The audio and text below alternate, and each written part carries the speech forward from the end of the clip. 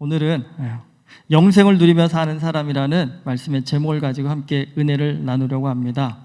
얼마 전 베이징 겨울올림픽 여러분 많이 보셨죠? 어떤 종목을 좋아하시는지 모르겠지만 이번 언제나 올림픽은 화제를 많이 남기지만 이번 올림픽은 여러모로 화제가 많았습니다. 특별히 여자 피겨스케이팅 보신 분들 많을 텐데 여러 가지 화제가 있지만 단연 압권이 은메달을 딴 러시아의 투르소바 선수가 경기 끝나고 나서 울던 모습 혹시 보셨는지 모르겠습니다. 사진 한번 보여주시면 은메달 따고 나서 자기만 금메달이 없다고 나만 왜 그래야 되냐고 난 이 스포츠가 싫다고 나 시상대 안 간다고 다시는 스케이팅 타지 않을 거라고 막 울던 모습, 그리고 코치가 위로해 주려고 해도 코치를 뿌리치는 그 모습 여러분 많이 보셨을 겁니다. 사실 어쩌면 올림픽에서 제일 아쉬운 사람 꼽으라 하면 저는 은메달 받은 사람이 아닐까라는 생각이 듭니다. 사실 금메달을 우리는 아예 생각도 안 하고 살기 때문에 욕심이 없지요. 우린 사실이죠. 올림픽에 나갈 기회조차 없기 때문에. 그렇지만 사실 은메달 딴 사람은 조금만 더 했다가 한다면 금메달을 받을 수도 있었을 텐다라는 이 아쉬움이 아마 두고두고 마음에 남을 겁니다. 특별히 여러분 스피드 스케이팅은 이게 정확한 기록으로 평가가 되기 때문에 어차피 내가 그래 기록이 못 미쳐서 못 받았어라고 수긍이 되겠지만 사실 피겨 스케이팅은 사람이 채점하는 거잖아요. 그러다 보면 나는 잘했는데 채점을 적게 줘서 못 받았을 거라는 이 아쉬움이 충분히 많이 생길 것 같습니다. 특별히 이 피겨 스케이팅에 출전하는 선수들은 거의 10대더라고요. 한참 꿈도 많고 욕심도 많을 10대의 어린 소녀에게 아마 이런 상황은 정말 받아들이기 힘들 겁니다. 근데 여러분 이 은메달 딴 선수는 울고불고 난리를 쳤는데 반면에 여러분 한국 선수도 2명이나 출전한 거 아시죠?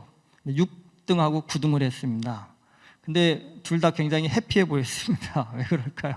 이 올림픽이라는 큰 대회에서 세계 탑 10에 들어간 것만으로도 만족하다라면서 아주 기쁘게 인터뷰하는 모습을 보았습니다. 근데 저게 교차가 되더라고요, 제 눈에요. 여러분 은메달을 따고 슬퍼하는 사람, 6등과 9등을 하고도 만족해하는 사람, 좀 유치한 질문이지만 누가 더 행복할까요? 여러분 둘 중에 선택하라면 어떤 위치를 선택하시겠습니까? 사실 우리는 살면서 고정관념을 갖고 있습니다. 특별히 한국 사람들은 이 경쟁을 치열하게 하며 살다 보니까 우리는 다 어떤 생각을 갖고 있냐면 높이 올라가고 1등을 해야만 행복할 거라는 그런 그 의식이 우리도 모르게 고정관념으로 자리를 잡고 있습니다. 하지만 여러분 좀 인생 이렇게 넓게 한번 보십시오. 세상 한번 넓게 보십시오. 인생이라는 것이 꼭 1등을 해야만 행복한 것은 분명 아니라는 겁니다. 특별히 하나님은 우리에게요, 내가 얼마나 높은 자리에 있느냐 그것을 묻지 않으십니다. 무엇을 물으실까요? 하나님께서 우리에게는요, 내가 얼마나 가치 있는 자리에 있느냐, 그것이 하나님께서 우리에게 물으시는 질문입니다. 사실 여러분 높은 자리를 탐하는 사람들이 모이면 그곳에는요 언제나 치열한 경쟁과 다툼만 있습니다. 지금 한국이 이번 수요일 날 대통령 선거하지 않습니까? 양 후보 간에 얼마나 치열하게 다투고 있습니까 지금. 하지만 여러분 가치를 추구하는 사람들이 모이면 어떨까요? 그곳에는 경쟁이 아니라 생명을 살리는 놀라운 변화가 일어납니다. 예수님께서 본격적으로 사역을 시작하십니다. 우리가 앞서 요한복음 2장과 3장을 봤는데 예수님이 그곳에서 가나의 혼인잔치에서 물이 변하여 포도주가 되게 하는 기적을 베푸셨고요, 바리새인 니고데모하고는 거듭남에 대한 놀라운 영적 비밀을 말씀하셨습니다.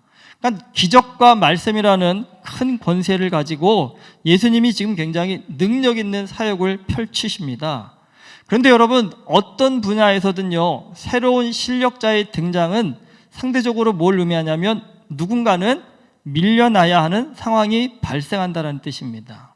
그러니까 예수님이 지금 혜성과 같이 등장하셨습니다. 그런데 이 예수님의 등장으로 인해서 가장 큰 타격을 입게 된 사람이 있습니다. 바로 세례 요한입니다. 예수님의 등장 이전까지 유대 사회에서 가장 큰 영향력을 미친 사람, 그 사람이 누구였냐면 바로 세례 요한이었습니다.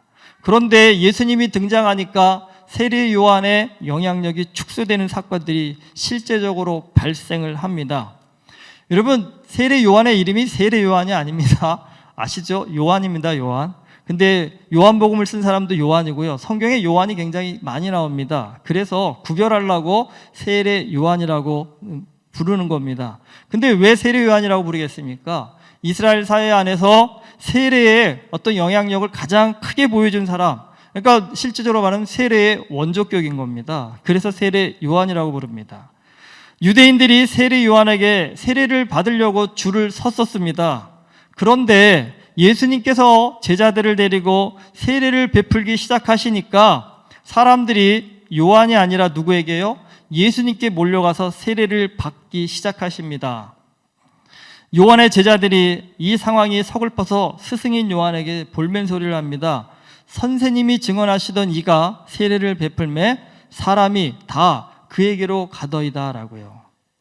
지금 제자들의 말에는 가시가 있습니다. 뭔 말이냐면요, 선생님께서 그 사람을 띄워주시는 바람에 사람들이 다 그에게로 몰려가고 있다는 겁니다. 그러니까 왜 그러셨냐라고 지금 어떻게 보면 항의하고 따지는 겁니다. 여러분, 예수님과 세례 요한이 지금 금메달과 은메달을 놓고 경쟁하는 상황이라고 한다면 세례 요한은 분명히요, 큰 실수를 한 겁니다. 그렇죠? 하지만 여러분, 우리의 인생이 금메달과 은메달을 놓고 경쟁하는 대회일까요? 특별히 신앙생활이 내가 잘났네를 놓고 경쟁하는 그런 대회일까요? 그렇지 않습니다. 기독교는 우리의 인생은 경쟁이 아닌 함께 가야 하는 공동체의 삶이라는 것을 우리에게 강조해주고 있습니다. 지난주에 한국 최고의 지성이라고 칭송을 받던 여러분 이어령 초대 문화부 장관께서 돌아가셨습니다. 우리 젊은 친구들은 잘 모르겠지만 그래도 제 또래 이상 된 분들은 굉장히 많은 영향력을 미친 유명한 분이셨습니다. 근데 이분이 돌아가시면서 좀 느금하게 좀 정말 나이가 드셔서 예수님을 믿기 시작하면서 굉장히 많은 신앙적인 얘기들을 하셨는데, 근데 돌아가시면서 무슨 얘기를 남겼을까 저도 궁금해서 기사를 잘 읽어봤더니 자신의 인생은 실패했다라는 얘기를 남기셨다고 합니다. 여러분, 세상적으로 보면 그분 정도만큼 성공하신 분이 어디 있겠습니까? 한국에 내노라 하는 석학으로 인정을 받으시고 또 장관도 역임하시고요, 돌아가시기 전까지도 인터뷰가 끊이지 않는 그런 인정을 받으시는 분이셨습니다. 그런데 왜 본인의 삶을 실패라고 생각하십니까? 라는데 그 답이 정말 좀 의외였습니다. 여러분, 그 답이 뭔지 아십니까? 친구가 없어서 자기는 실패한 삶이라고 합니다. 여러분, 왜 그분에게 친구가 없었을까요? 저 이 답을 보면서 저도 한번 나는 친구가 있나 생각해 봤습니다. 여러분의 친구 있으세요? 그냥 왔다 갔다 생각하는 그런 친구 말고, 이분이 말한 사람이 그냥 친구가 아니겠죠. 뭐 이분의 전화 휴대폰에도 아마 모르긴 몰라도 수천 명의 아마 사람들의 전화번호가 저장되어 있었을 텐데, 여러분, 친구가 없다라는 얘기 다른 게 아니겠죠. 인생을 정말 열심히는 살아오셨고 남들이 부러워할 만한 그런 모든 것들은 가졌지만 진정한 친구가 없었다라는 거겠죠. 인생을 정말 깊이 있게 나눌 만한 그런 친구가 없는 외로운 인생이셨다라는 그런 뜻으로 이 말씀을 하셨을 거라는 생각이 듭니다. 지금 세례 요한의 제자들은요, 높아져야만 행복하다는 세상적 가치에서 벗어나지를 못해서 예수님을 함께 가야 될 동역자가 아닌 경쟁자로 보고 있다는 겁니다. 그런데 제자들이 이렇게 방방 뜨며 난리를 치는 상황 속에서도 세례 요한은 하나님 나라의 가치를 보았기 때문에 예수님 때문에 지금 자신이 밀려나는 상황이 오히려 기쁘고 감사하다라고 그렇게 얘기를 하고 있습니다. 비가 많이 와서 그런지 제가 지난주부터 약간 수필도 읽고 좀 시도 좀 읽게 되더라고요. 근데 조지훈 씨 예전에 읽었던 그 낙하라는 시가 생각이 떡 떠올랐습니다. 그 시의 시작이 이렇게 되어 있습니다. 꽃이 지기로서니 바람을 탓하랴. 여러분도 좀 오랜만에 감성 충만하시라고 제가 주보에 오늘 시를 좀 올려드렸습니다. 여러분, 살다 보니까 너무 메말라지지 않으세요? 한 번쯤은 좀 시도 읽으시고 하면서 좀 생각을 한번 좀 마음을 좀 정화해 보시면 어떨까 하는 생각이 듭니다. 근데 여러분, 꽃이 지기로서니 바람을 탓하랴. 바람이 심하게 불면 꽃잎이 떨어지죠, 여러분, 사실요. 그런데 여러분, 냉정하게 생각해 보십시오. 정말 바람이 불기 때문에 꽃잎이 떨어지는 것일까요? 근데 여러분, 가만히 살펴보시면요, 아무리 강풍이 불어도요 떨어지지 않는 꽃잎이 있습니다. 여러분, 꽃잎이 떨어지는 것은요 때가 되었기 때문입니다. 꽃잎이 떨어져야 열매가 맺어지기 때문에, 사라져야 할 때가 됐기 때문에 사라지는 것이라는 겁니다. 그러니까 꽃잎이 바람 너 때문에 떨어졌어라고 탓하는 것은 어리석은 거다라는 겁니다. 뭐요? 때가 되어서 가야 하는구나라는 것을 인정하고 여러분 떠날 때 떠날 줄 아는 삶의 어떤 좀 능력이 있어야 된다는 겁니다. 여러분 인생 살다 보면 안타깝고 억울한 일들이 많죠. 당할 때 너무 분하지 않습니까? 어찌할 바를 모르겠는데 근데 여러분 한번 시간이 지나서 돌아보십시오. 그 억울하고 분했던 과정들이 가만히 보면 다 나를요 성숙시켜주는 축복의 과정이라는 것을 알게 됩니다. 여러분 편하고 좋은 것만 누리며 사는 인생 행복할 것 같지만 여러분 그렇지 않습니다. 여러분 나면서부터 정말 모든 것이 풍족하게 주어지는 그 귀족과 같은 삶, 왕족과 같은 삶 여러분 부러우십니까? 저도 젊어서는 부러웠습니다. 근데 지금은 부럽지 않습니다. 오히려 그들의 삶을 볼 때마다 좀 안 돼 보입니다. 오히려 물론 그분은 저를 안 되게 보겠지만 저는 그들의 삶이 오히려 더 안 돼 보입니다. 여러분 넘치는 인생, 풍요로운 인생, 그 인생에서도 정말 중요한 것을 잃어버립니다. 뭘 것 같으십니까? 바로 감사입니다, 여러분. 이 감사의 반대말이 뭐라고 생각하십니까? 감사하면 불만이 반대말 아닐까? 근데 여러분 감사의 반대말은 불평불만이 아니라 당연함이랍니다. 당연함. 모든 게 당연한 사람에게서는 결코 감사가 나올 수 없기 때문입니다. 여러분 금메달을 따도 내가 이거 당연한 거 받은 거야 라고 생각한다면 그 사람은 물론 금메달 땄으니까 돈과 명예를 얻을지는 몰라도 여러분 그 마음 가운데 기쁨은 없을 겁니다. 하지만 오히려 10등을 해도 여러분 마음 가운데 참 감사하다라고 생각하는 사람은 그 인생이 더 기쁘고 행복할 것입니다. 세례 요한의 제자들은 인생의 의미를 어디에 뒀냐면 높아짐에 두었습니다. 하지만 세례 요한은 인생의 의미를 함께함에 두었습니다. 여러분 우리가 인생의 의미를 어디에 두느냐에 따라서 가치가 달라지겠죠. 그리고 생각이 달라지겠죠. 보는 눈이 달라진다는 겁니다. 예수님의 등장이 세례 요한의 제자들에게는 엄청난 불행이었지만 세례 요한에게는 엄청난 행복이었습니다. 인생을 바라보는 그들의 시각에서 행복과 불행이 결정이 되었다는 겁니다. 참된 것을, 가치 있는 것을, 의미 있는 것을 바라볼 줄 알아야 우리는 행복을 맛볼 수 있습니다. 근데 여러분 누가 그러한 능력을 가질 수 있을까요? 하나님의 나라를 바라보는 믿음의 사람만이 그 참된 진리의 눈을 가질 수 있습니다. 요한복음에 보면 그런 얘기 계속 합니다. 이 땅에 속하여 이 땅의 것만 바라보고 세상의 것만 바라본다라고 요한복음에 굉장히 많이 강조하고 있습니다. 왜 그렇겠습니까, 여러분? 이 땅에 속해서 이 땅의 것만 바라보며 살면 자기 욕심껏 사는 사람이기 때문입니다. 내 욕심껏 살면 열심히는 살겠지만 그 인생은 결코 만족함을 얻지 못한다는 사실입니다. 여러분 화려하고 예쁘게 사는 연예인들 가만 보면 우울증 환자들이 굉장히 많다고 합니다. 특별히 요즘은 공황장애를 앓고 있는 사람들이 많다고 합니다.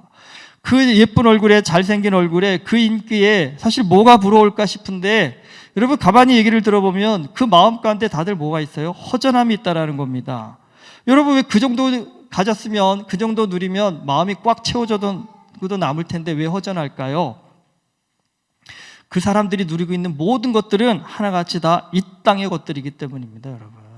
이 땅의 것들로 채워지는 인생은 허전할 수밖에 없습니다.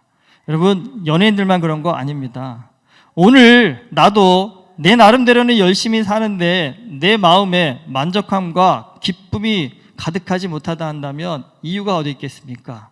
내가 이 땅의 것만을 추구하며 살기 때문입니다. 세례 요한이요 이 땅의 것만 추구하는 사람이었다고 한다면 지금 세례 요한에게는 예수님의 등장이 정말 억울하고 분해서 화병에 걸릴 만한 상황입니다. 하지만 세례 요한은 하나님의 나라를 바라보는 자였다라는 겁니다. 하나님 나라의 가치를 바라보는 자가 되니까 그것이 오히려 감사하고 기쁘게 느껴졌다라는 겁니다. 정말 세례 요한이 이 땅의 것만을 추구하는 사람이었다고 한다면 예수님은 원수가 되었을 겁니다. 세례 요한에. 하지만 하나님 나라를 바라보고 사니까 예수님은요 가장 친하고 힘을 주는 좋은 친구가 되었다는 사실입니다. 세례 요한은 예수님은 하늘로부터 오신 분으로 친히 보고 들은 하나님의 말씀을 증언한다고 했습니다. 그런데 뭐라고 얘기합니까? 그 증언을 받는 자가 없다라고 얘기하셨습니다. 무슨 말씀입니까? 사람들이요, 이 땅의 것만 바라보며 살기 때문에 진짜 하나님의 아들이 오셨음에도 불구하고 그 하나님의 아들의 말씀을 듣지도 따르지도 않는다라는 겁니다. 요한복음은 우리에게 계속적으로 뭘 요구하냐면 인생을 좀 진지하게 한 번쯤 생각해 보라는 겁니다. 진지하게 좀 고민해 보라는 겁니다. 우리 원영이도 찬양 인도하면서 행복이 뭘까라고 얘기했는데요. 요한복음에서 계속적으로 우리에게 질문한 겁니다. 무엇이 진짜 행복일까? 네가 정말 마음대로 먹고 마시고 즐기며 내 멋대로 살면 행복한 것인가? 아니면 힘들고 어렵지만 수고스럽지만 하나님의 일을 하기 위해서 애쓰며 사는 것이 행복한 일인가? 그것을 끊임없이 우리에게 질문하고 있습니다. 여러분, 생각 없는 사람은 불편하고 힘들고 고생스러운 일을 보면 첫 번째 반응이 뭡니까? 그 짓을 내가 왜 해? 라고 합니다. 그런데 여러분, 인생을 좀 살아보시면 어떻습니까? 편하게 쉽게 꼼수 부리며 잔머리 써가며 사는 인생, 몸은 좀 편할지 모르지만 나이가 들수록 어떨까요? 마음이 힘들어집니다. 마음이 고생스러워집니다. 근데 여러분, 나이가 들수록 마음 편한 사람은요, 젊어서 고생할수록 나이가 드실수록 마음은 더 평안해지고 넓어지고 깊어진다는 사실입니다. 근데 여러분, 믿음 생활도 마찬가지입니다. 그냥 교회만 왔다 가는 교인하고요, 힘든 섬김과 봉사를 도맡아 수고하는 교인, 여러분 누가 더 복되겠습니까? 세상 사람이 보면 편한 사람이 승자입니다. 하지만 하나님의 나라에서는 누가 승자일까요? 힘든 사람이 승자입니다. 요한은 오늘 말씀 36절에서요, 아들을 믿는 자에게는 영생이 있고 아들에게 순종하지 아니하는 자는 영생을 보지 못하고 도리어 하나님의 진노가 그 위에 머물러 있느니라고 하십니다. 여기서 말하는 아들은 예수님이십니다. 근데 여러분, 아들을 믿는 자의 삶, 그것은 어떤 것일까요? 여러분, 정말 그동안 우린 예수 믿고 복받아라는 얘기들 너무 많이 받으셔서 예수 믿으면 부자가 되고 건강해지고 뭐 세상에 뭐 부러울 거 없는 거 다 갖는다라고 얘기들 하시지만 사실은 이게 어느 정도는 맞고 어느 정도는 틀립니다. 그리고 솔직히 말씀드리면 틀린 것에 더 가깝습니다. 지난 금요일에 한국 교회사를 나누었습니다. 교회사를 한다고 하시니까 금요교대에 더 적게 나오시는 것 같아요. 너무 지난번에 초대교회사 때 힘드셨는지 모르지만 나름대로 좀 쉽게 하려고 애쓰고 있습니다. 여러분 오셔서 좀 같이 좀 들으시고 공부하셨으면 좋겠습니다.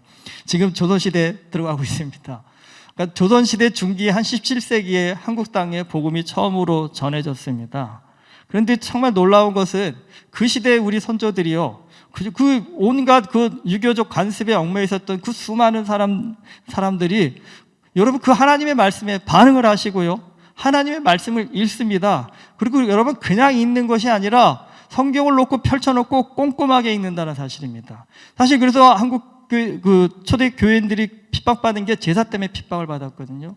그런데 여러분 이것이 중국이나 다른 나라에서 들어온 선교사들이 이거 우상숭배니까 하지 말라고 해서 한 게 아니라 어떻게 한 거냐면 조선의 초대 그리스도인들이 성경을 읽다 보니까 우리가 드리는 이 제사가 성경에서 말하는 우상숭배가 아닐까라고 해가지고요, 우리들이 결정할 수 없으니까 베이징에 있는 그 신부들에게 요청을 합니다. 이 문제에 대해서 성경적으로 좀 연구 좀 해달라고.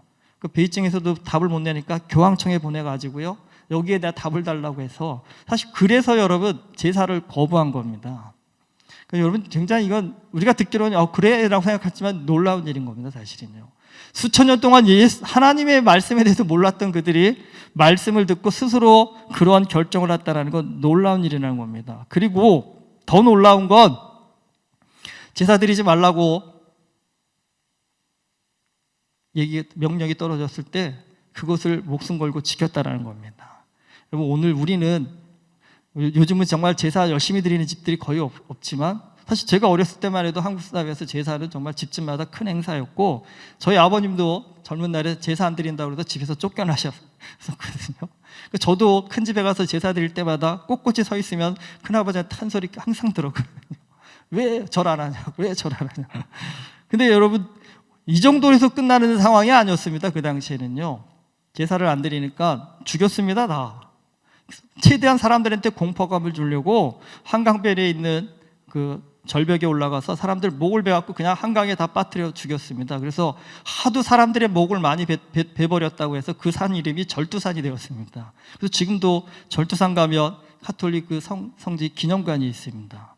사실 조선 정부는 처음에는 몇 명 정도 죽이고 나면 전적수들 다 겁먹어서 다 신앙을 포기할 거라고 사실 쉽게 생각했습니다. 그래서 최대한 사람들을 끌어모아서 그 사람들을 죽이는 그런 일들을 벌인 것입니다. 그런데 여러분, 놀라운 일이 일어납니다.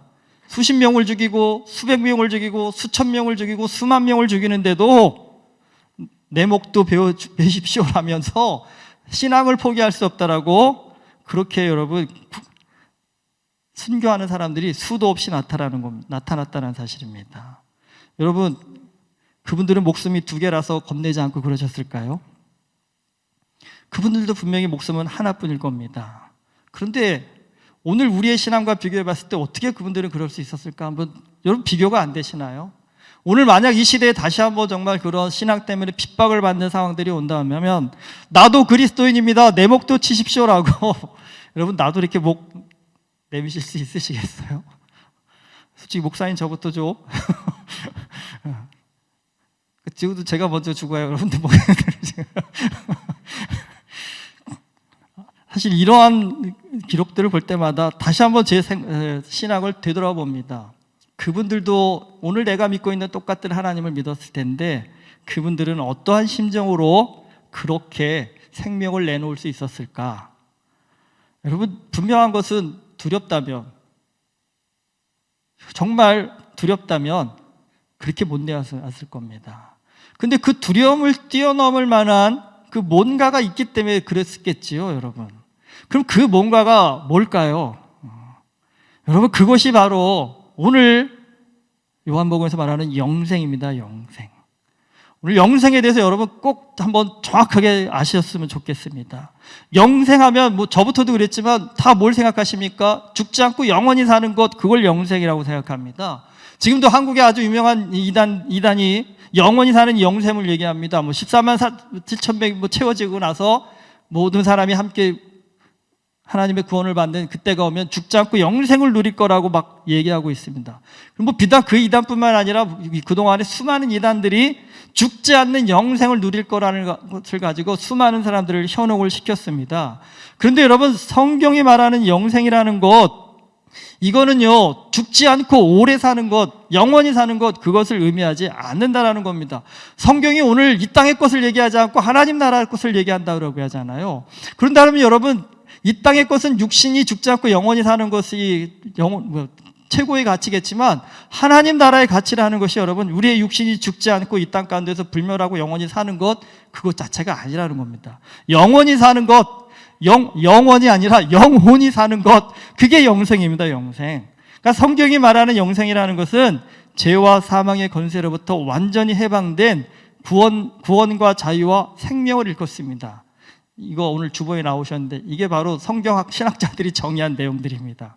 그러니까 영생이라는 것은 여러분, 죽어서 가는 천국에서의 삶, 이것을 의미하는 것이 아닙니다. 그리스도를 믿은 이후 이 세상에서 그리스도인이 누리는 새로운 삶, 그 어떤 것에도 두려워하지 않고 그 어떤 것에서도 절망하지 않고 목숨을 내놓아도 기쁘게 신앙 때문에 내놓을 수 있는 그런 새로운 변화의 삶, 그게 영생이라는 겁니다.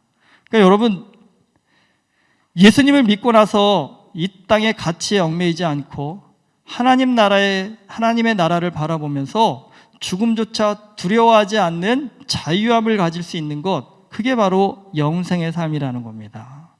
근데 여러분, 조선의 초대 그리스도인들이 이 영생을 맛보았다는 겁니다. 영생을 맛보고 나니까 이 땅에서 육신이 죽는 것에 대해서 별로 연연하지 않는다라는 겁니다. 그러니까 성경에서 믿음의 사람들이 다 그처럼 어려운 고난 가운데서 환난 가운데서도 기쁘게 신앙을 이어갈 수 있었던 이유 중에 하나가 바로 영생의 삶을 맛보아 알았기 때문이라는 겁니다. 여러분, 우리가 예수님을 만나서 영생을 맛보게 되면 작은 것에 연연하지 않습니다. 쓸데없는 것에 목숨 걸지 않습니다. 불필요한 것에 인생을 허비하지 않습니다. 의미 있는 것에 해야 할 일에 인생을 겁니다. 그런데 여러분, 그 삶이 고달프고 좀 힘들지만 그래도 그 삶이 너무나 감사하고 기쁩니다. 그리고 그 과정에서 함께하는 믿음의 사람을 만난다는 겁니다. 믿음이 없이 만났으면 원수가 되었을 사람이 믿음 안에서 만나니까 생명을 나누어 주어도 아깝지 않을 동지가 되었다는 겁니다. 그렇기 때문에 여러분, 영생의 삶을 사시는 분은 죽으실 때 외롭습니다라고 절대 얘기하지 않을 겁니다. 여러분, 로마의 박해로 인해서 동굴을 파고 평생 거기서 사신 그리스도인들이 많았습니다. 카타콤이라고 합니다. 근데 여러분, 그 카타콤의 벽화에 어떤 글귀가 써 있느냐면 한 노인이 돌아가시면서 쓴 글귀 같다고 합니다. 사랑하는 당신들 때문에 행복했습니다라고 그런 글귀가 쓰여있다고 합니다. 여러분, 이 말씀을 준비하면서 저도 죽을 때 그 말 남기고 죽었으면 좋겠습니다. 사랑하는 여러분 때문에 참 행복했습니다라고 그렇게 말하고 죽을 수 있는 인생 되었으면 좋겠다는 생각이 들었습니다. 여러분은 어떠십니까, 여러분? 옆에 분 손 한번 잡아주십시오. 나 죽을 때 외롭지 않게 해줄 수 있는 유일한 친구가 지금 옆에 분입니다, 여러분. 사랑하는 당신 때문에 참 행복했습니다라는, 여러분, 그 말을 남길 수 있는 좋은 친구를 하나님께서 오늘 내 옆에 이렇게 보내주셨습니다. 여러분, 이 지구상의 수십억의 인구 중에 우리가 이렇게 만나서 같이 예배드릴 수 있는 그 확률이 얼마나 되겠습니까? 하나님이 정해주신 은혜입니다. 축복입니다. 능력입니다. 여러분, 그 축복과 능력 정말 보이십니까? 세례요한은 영생을 맛보아 안 사람입니다. 그러니까 세상을 보는 눈이 달라졌습니다. 세상 사람들이라면 억울하고 분하고 화가 날 만한 상황이 오히려 영생을 맛보아 보니 감사하고 기쁜 상황이 되었다는 사실입니다.